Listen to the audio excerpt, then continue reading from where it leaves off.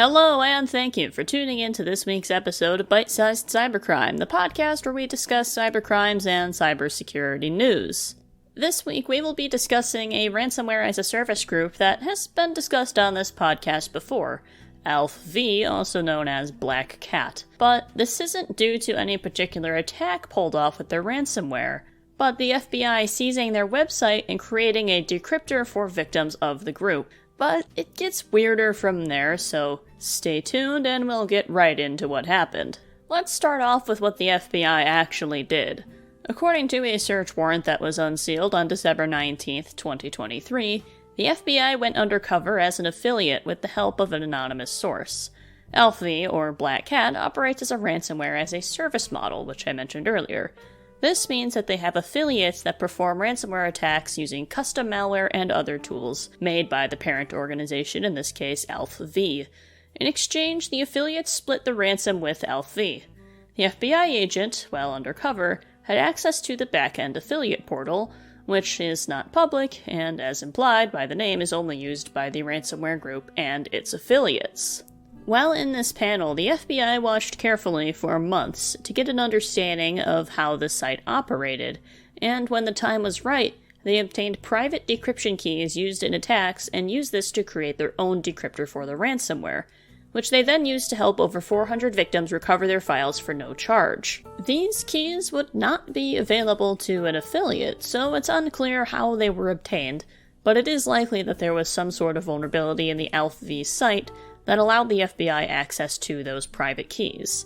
They likely hacked the hackers, although this is a theory and remains unconfirmed. The FBI also obtained 946 public and private key pairs associated with the ransomware group's many different Tor negotiation sites, data leak sites, and management panel, and have saved these keys on a flash drive to ensure they are not lost, according to the Department of Justice. Anyone who has these key pairs essentially has control over the website, as Tor works by generating these key pairs to associate with a specific URL, which is then registered with the site. As a result, the FBI put up a splash page saying that the websites had been seized by them. Before the websites were seized, they had stopped working, which ALPHV initially claimed was a simple hosting issue. So, this sounds great, right? The FBI took down this giant prolific ransomware group that had been hitting on these high-value targets. A group that's been extorting millions of dollars out of people and leaking their personal data. But it didn't go that smoothly. At least, not as smoothly as that it initially seemed. The story doesn't end here, and it, in fact, gets pretty weird. The same day that search warrant was unsealed, ALPHV managed to unseize their data leak site, regaining control and taking this opportunity to explain their side of the story, with the FBI sometimes re-seizing the site as it begun some kind of tug-of-war between ALPHV and the FBI owning it. Since they both had the key pairs, this was rather complicated. According to ALPHV, the FBI gained access to a data center that they were using to host servers, which is how they had access to their sites. They then announced a new Tor URL for their data leak site so that the FBI couldn't keep seizing it. Of course, a new private key was generated for this site. They also made a shocking claim, which is that the FBI had only gained access to the decryption keys for the last month and a half, which was about 400 companies that were confirmed by the FBI.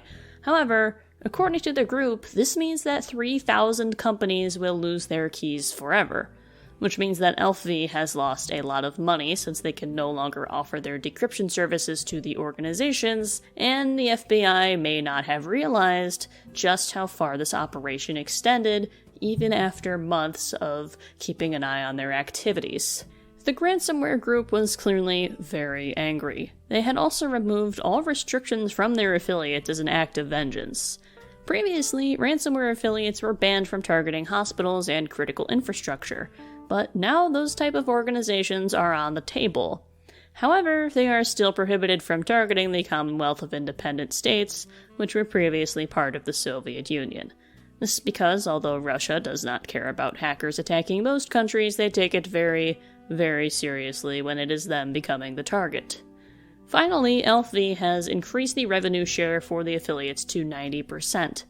likely to discourage affiliates from switching, as now they will likely get more money with ALPHV, even if they have less trust in the operation. This actually was a concern for ALPHV. Affiliates were leaving them behind given this attack. I don't really blame them. I probably also wouldn't be able to trust them after an attack like this.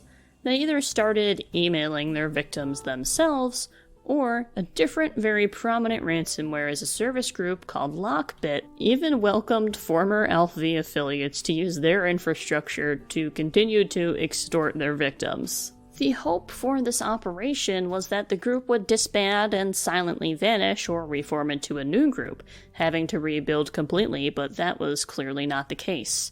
The attackers were able to simply move their sites over and still run as usual, and now they're very angry. Hospitals and critical infrastructure are not always off limits. After all, some attackers have different standards.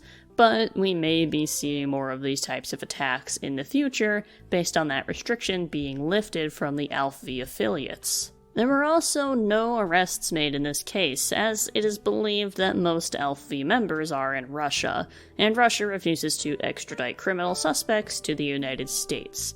This is the reason a lot of hackers are based in Russia. Still, this dealt a huge blow to the ransomware group in lost revenue. They can no longer offer services to 4,300 companies they'd hacked, and ransom payments can range from thousands to millions of dollars. We don't know the exact dollar amount they lost, but it certainly stings, which is probably why they're trying to get their affiliates back, and likely why they're also lifting restrictions from previously restricted entities. Unfortunately, it does not look like ALPHV was knocked out for very long. Thank you for tuning in to this week's episode of Bite Size Cybercrime, and I'd also like to give a thanks to Bleeping Computer, PC Mag, ARS Technica, and TechCrunch for providing information on this rather strange but very interesting story. And until next time, stay secure.